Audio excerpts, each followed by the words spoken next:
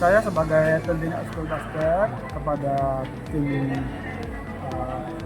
pengada acara Piala Gubernur, mudah-mudahan karena ini adalah ajang yang sangat bergengsi, kami mengharapkan ajang ini terus diadakan karena inilah momen-momen yang sangat ditunggu-tunggu oleh anak-anak dan latihan, karena dengan adanya ajang ini mereka latihannya tidak sia-sia karena ada target yang harus dicapai oleh tim ekskul basket.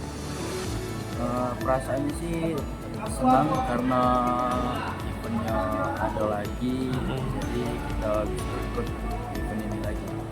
Baik. Apa yang paling kalian tingkatkan di latihan akhir-akhir ini? Yang paling tingkat itu terutama semangatnya, karena alhamdulillahnya tahun 2023 kita juara. Insya Allah semoga tahun ini kita bisa juara lagi.